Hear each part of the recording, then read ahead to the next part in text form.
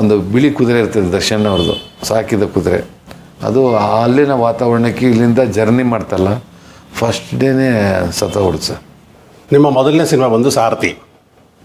ಸಾರಥಿಗೆ ಮುಂಚೆ ನೀವೇನು ಮಾಡ್ತಾಯಿದ್ರಿ? ನಾನು ವ್ಯವಸಾಯಗಾರನಾಗಿದ್ದೆ, ಅಗ್ರಿಕಲ್ಚರಿಸ್ಟು, ಮತ್ತು ಫ್ಲೋರಿಕಲ್ಚರ್ ಮಾಡ್ತಾಯಿದ್ದೆ, ಸಣ್ಣ ಪುಟ್ಟ ರಿಯಲ್ ಎಸ್ಟೇಟ್ ಮಾಡ್ತಾಯಿದ್ದೆ. ಬಟ್ ನೀವು ಬರೋಕ್ಕೆ ಮುಂಚೆ ನಿಮ್ಮದು ಹೂವಿನ ವ್ಯಾಪಾರ ಇತ್ತು. ಹೌದು, ಸಿಟಿ ಮಾರ್ಕೆಟಲ್ಲಿ. ಸಿಟಿ ಮಾರ್ಕೆಟಲ್ಲ, ಬೆಳೆದ್ಬಿಟ್ಟು ಮಾರ್ಕೆಟ್ ಇತ್ತು, ಬೆಳಗ್ಗೆ ಮಾರ್ಕೆಟ್ಗೆ ಕೊಡ್ತಾಯಿದ್ರಿ. ಹೌದು ಸರ್. ಬಟ್ ಆಗ ಒಂದೇನು ಅಂದರೆ ನೀವು ಇಲ್ಲಿಂದ ತಿರುಪತಿಗೆ ಹೂವು ಕಳಿಸ್ತಾ ಇದ್ರಿ. ಹೌದು, ಕಲ್ಯಾಣೋತ್ಸವ ಸಂದರ್ಭದಲ್ಲಿ ನಾವು ಜರ್ಬರ ಮತ್ತು ಕಾರ್ನೇಷನ್ ಅಂತ ಫ್ಲವರ್ ಬೆಳೀತಾಯಿದ್ವಿ ರೋಸ್ ಜೊತೆಯಲ್ಲಿ. ಸೊ ಆ ಒಂದು ಹೂವನ್ನು ತಿರುಪತಿ ದೇವಸ್ಥಾನದಲ್ಲಿ ಡೆಕೋರೇಷನ್ ಮಾಡೋದಕ್ಕೆ ಬಳಸ್ತಾಯಿದ್ರು. ಮತ್ತು ಕೆಲವು ಮದುವೆಗಳಲ್ಲಿ ನಮ್ಮ ಮಾರ್ಕೆಟಲ್ಲಿಗೆ ಮಸೀದಿ ಪಕ್ಕ ಒಂದು ಮಾರ್ಕೆಟ್ ಇದೆ, ಹೂವಿನ ಮಾರ್ಕೆಟ್ ಇದೆ.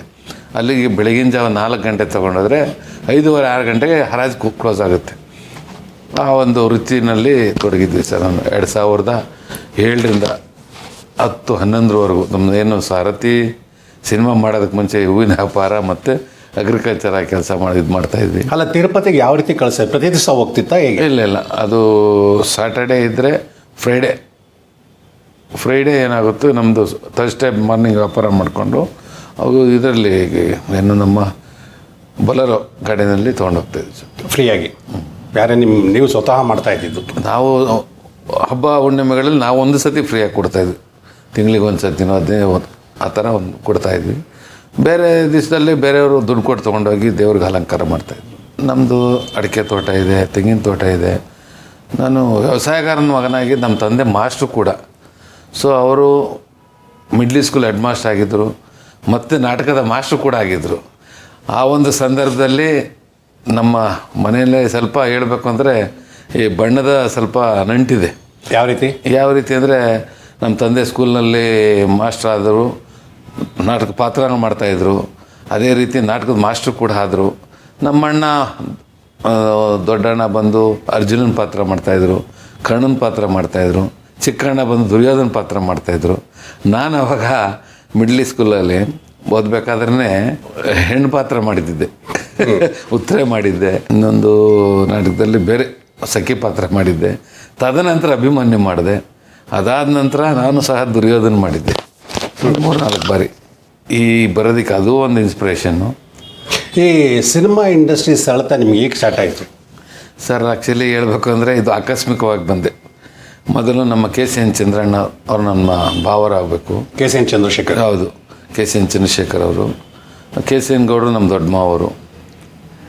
ಹಾಗಾಗಿ ಚಂದ್ರಣ್ಣವರು ಸಾರಥಿ ಅಂತ ಸಿನಿಮಾನ ಪೂಜೆ ಮಾಡಿ first day shooting Darshan cinema ಅವರು ಫಸ್ಟ್ ಡೇ ಶೂಟಿಂಗ್ ಚಾಮರಾಜಪೇಟೆಯಲ್ಲಿ ಒಂದು ಮನೇಲಿ ನಡೀತಾ ಇತ್ತು. ಅವಾಗ ನೋಡೋದಕ್ಕಂತ ಹೋಗಿದ್ದು, ಕರೆದಿದ್ರು ನನಗೆ, ಸತ್ಯಪ್ರಕಾಶ್ ಶೂಟಿಂಗ್ ನಡೀತದೆ ಬನ್ನಿ ಅಂತ.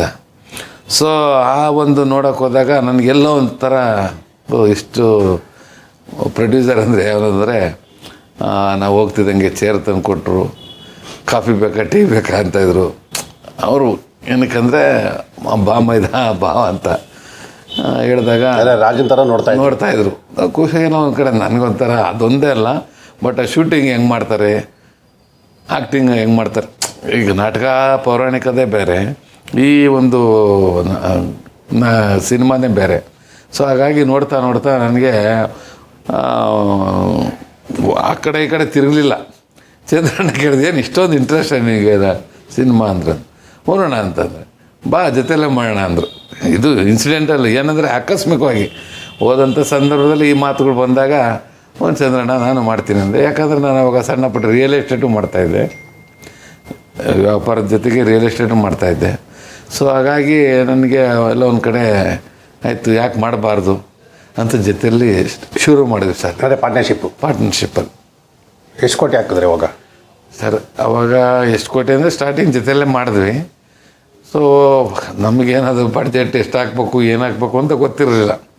ಮಾಡ್ತಾ ಚಾಲಕ್ಕುಡಿನಲ್ಲಿ ಚಾಮುಂಡೇಶ್ವರಿ ಅದು ಸ್ಟ್ಯಾಚು ಹಾಕ್ಬೇಕಾದಾಗ ಸುಮಾರು 1.5 ಕೋಟಿ ಆ ಕಾಲದಲ್ಲಿ, ಅಂದರೆ 10-11ರಲ್ಲಿ 10ರಲ್ಲಿ ಮಾಡಿದ ಸಂದರ್ಭದಲ್ಲಿ ಸುಮಾರು ಚಾಲಕ್ಕುಡಿನಲ್ಲಿ ಫಾಲ್ಸ್ ಬಿಡುತ್ತೆ.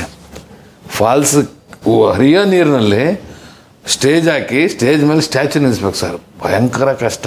ಆಮೇಲೆ ಅಲ್ಲಿಗೆ ತೊಗೊಂಡೋಗ್ಬೇಕಾದ್ರೆ ಇಳಿಜಾರಿನಲ್ಲಿ ಒಂದೊಂದು ಸಾಮಾನು ಒಬ್ಬೊಬ್ಬರು ಒಂದು ಪ್ಲೈವುಡ್ ಶೀಟ್ ಆಗಲಿ ಎಕ್ವಿಪ್ಮೆಂಟ್ಸ್ ಆಗಲಿ ಭಾರಿ ಕಷ್ಟ. ಒಂದು ಸಣ್ಣ ಸಂದಿರ್ತದೆ, ಅಲ್ಲಿಗೆ ಹೋಗೋದಕ್ಕೆ ದಾರಿ ಭಾರಿ ಕಷ್ಟ. ಅಂಥ ಒಂದು ಇದರಲ್ಲಿ ಸುಮಾರು 300-400 ಜನ ವರ್ಕರ್ಸ್ ಇದ್ದರು. ಕುಮಾರ್ ಅಂತ ಆರ್ಟ್ ಡೈರೆಕ್ಟರ್ ಇದ್ದರು. ಅಲ್ಲಿ ಶುರು ಒಂದು 15 ದಿವಸ 20 ದಿವಸ ಸೆಟ್ ಹಾಕಿದ್ರು. ಇದು ಸಂಪೂರ್ಣವಾಗಿ ಚಂದ್ರಣ್ಣವರು, ನಾನೇನಿದ್ರು ಉಸ್ತುವಾರಿ, ದುಡ್ಡು ಕೊಡೋದು ಮಾಡೋದು. ಸೊ ಫಸ್ಟ್ ಅಮೌಂಟ್ ಎಷ್ಟು ಕೊಟ್ರಿ ಅಂತ ಜ್ಞಾಪಕ ಇದೆಯಾ ಸರ್? ಅದು ನಾನು ಸ್ಟಾರ್ಟಿಂಗ್ ಜಾಯ್ನ್ ಆದಾಗ ಕಡಿಮೆನೇ ಸರ್, 1-1.5 ಕೋಟಿ 2 ಕೋಟಿ ಫಸ್ಟ್ ಶೆಡ್ಯೂಲಿಗೆ ಕೊಟ್ಟರೆ. ಆಮೇಲೆ ಪಾಂಡಿಚೇರಿಗೆ ಹೋದ್ವಿ. ಪಾಂಡಿಚೇರಿಯಲ್ಲಿ ಹಸುಗಳದು, ಪಾಂಡಿಚೇರಿನಲ್ಲಿ ವ್ಯಾಲಿನಲ್ಲಿ ಹಸುಗಳು ದನಗಳು ಹೊಡೋದು. ಆ ಒಂದು ಸಂದರ್ಭದಲ್ಲಿ ಶರತ್ ಕುಮಾರ್ ಅವ್ರ ಸೀನ್ ಇರ್ತದೆ. ಸ್ಟಾರ್ಟಿಂಗ್ ನಾವು ಹೋಗ್ತೀವಿ. ನಾವು ಹೋದಂಥ ಸಂದರ್ಭದಲ್ಲಿ ಒಂದು ಬಿಳಿ ಕುದುರೆ ಇರ್ತದೆ, ದರ್ಶನ್ ಅವ್ರದ್ದು ಸಾಕಿದ ಕುದುರೆ. ಅದು ಅಲ್ಲಿನ ವಾತಾವರಣಕ್ಕೆ ಇಲ್ಲಿಂದ ಜರ್ನಿ ಮಾಡ್ತಲ್ಲ, ಫಸ್ಟ್ ಡೇನೇ ಸತ್ತೋಗ್ಬಿಡ್ತು ಸರ್. ಸೊ ಅದು ಅನಿಮಲ್ ಇವರೆಲ್ಲ ಬಂದು ಸ್ವಲ್ಪ ಪ್ರಾಬ್ಲಮ್ ಆಯಿತು. ಆವಾಗ ಅದನ್ನು ಶರತ್ ಕುಮಾರ್ ಅವರೇ ನಿಭಾಯಿಸಿದ್ರು. ಸೊ ಅದು ಮುಚ್ಚಿಬಿಟ್ಟು ಪ್ಯಾಕಪ್ ಮಾಡಿಬಿಟ್ವಿ. ತದನಂತರ ಸೆಕೆಂಡ್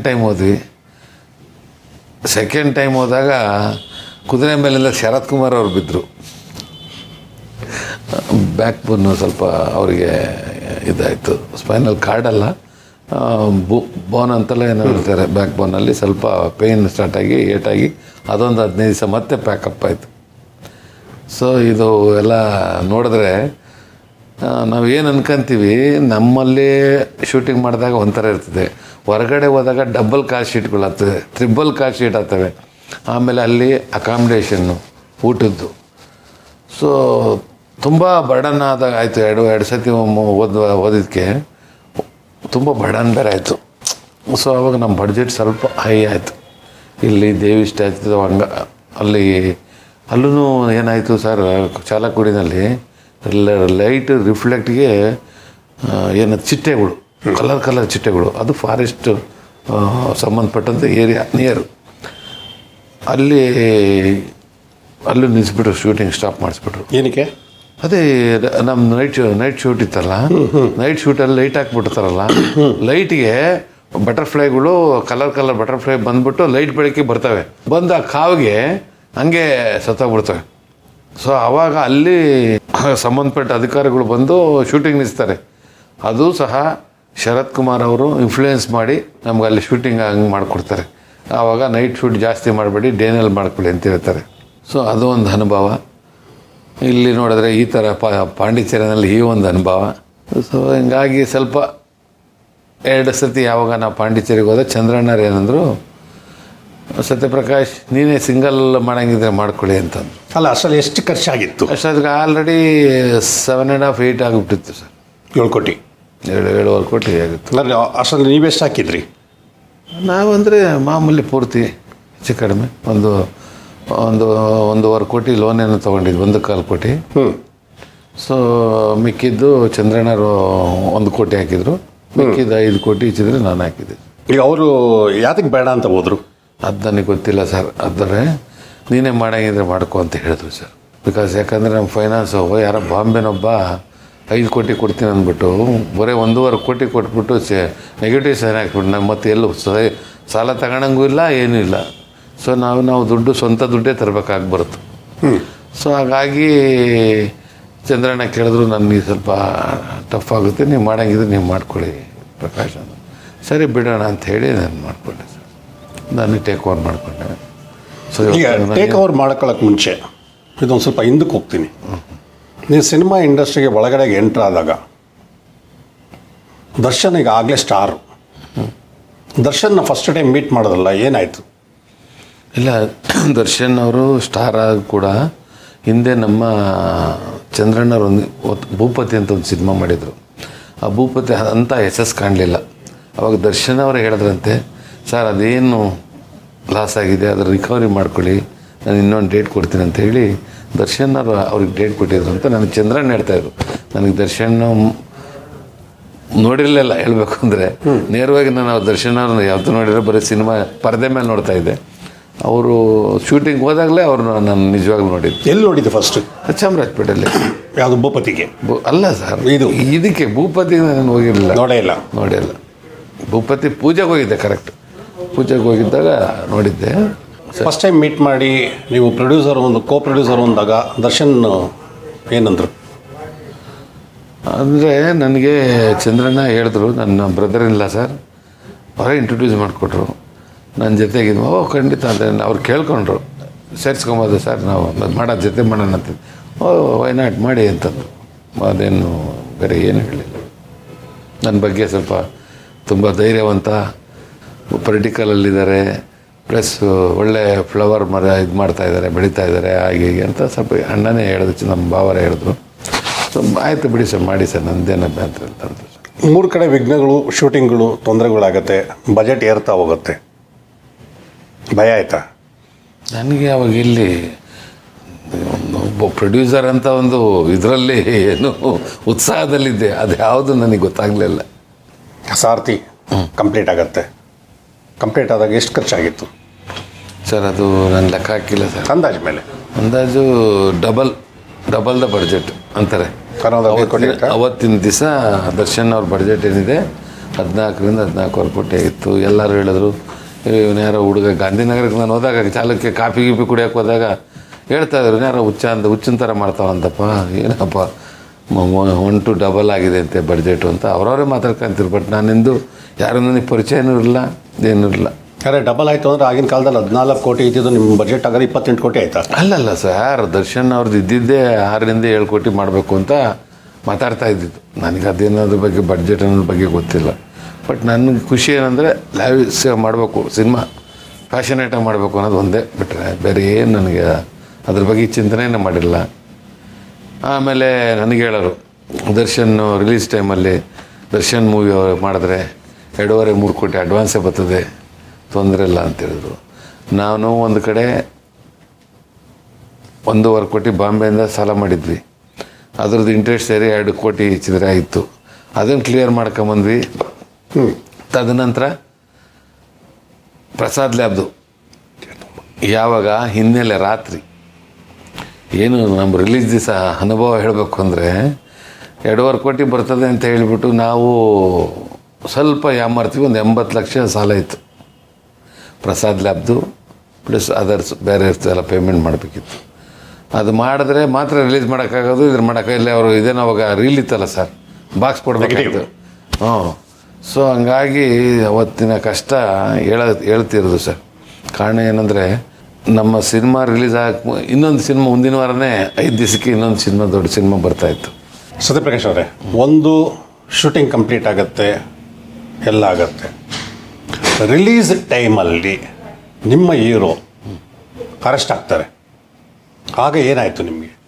ಸರ್, ಅದು ಅವರ ಫ್ಯಾಮಿಲಿ ಮ್ಯಾಟ್ರಿಂದ ಅವರು ಅರೆಸ್ಟ್ ಆಗ್ತಾರೆ ಸರ್. ಅರೆಸ್ಟ್ ಆದಂಥ ಸಂದರ್ಭದಲ್ಲಿ ನಾನು ಇದೆಲ್ಲ ಕಾಮನ್ನು ಏನೂ ಆಗಲ್ಲ, ತೊಂದರೆ ಆಗಲ್ಲ ಅಂದ್ಕೊಂಡಿದ್ದೆ. ಅದು ಅಕ್ವಿಟ್ ಆಗಿಬಿಟ್ಟು ಜೈಲಿಗೆ ಹೋಗ್ಬಿಡ್ತಾರೆ ಸರ್. ಆ ಒಂದು ಸಂದರ್ಭದಲ್ಲಿ ಎಲ್ಲರೂ ನನಗೆ ಒಂದು ಚೇಂಬರ್ ತಗೋಲಿ, ಕಾನಿಷ್ಕ ಹೋಟ್ಲ್ ತಗೋಲಿ, ಅಷ್ಟೇ ಕತೆ, ಅವನು ಅಷ್ಟೇ ಕಾಣಪ್ಪ, ಒಂದು ಮುಗಿದೋಯ್ತು ಕತೆ ಅಂತಾಯಿದ್ರು. ಸೊ ಅವಾಗ ನಾವು ಸುರೇಶ್ ಗೌಡ್ರಿದ್ರು ಗಾಂಧಿನಗರದಲ್ಲಿ. ಇದು ಎಲ್ಲ ಇವತ್ತೇನು ಚೇಂಬರಲ್ಲಿ ನನಗೆ ಸಹಾಯ ಮಾಡಿದಂಥರು ಪ್ರತಿಯೊಬ್ಬರು ಇದ್ದರು ಸರ್ ಅವತ್ತು. ಸೊ ಅವರೆಲ್ಲ ಜೊತೆಯಲ್ಲಿ ನಾವೆಲ್ಲ ಬೇಲ್ ತಗೊಬೇಕು ಅಂತ ಕೋರ್ಟ್ಗಳಿಗೆಲ್ಲ ಓಡಾಡ್ತಾ ಇದ್ದಾಗ ಅವರಿಗೆ ಸ್ವಲ್ಪ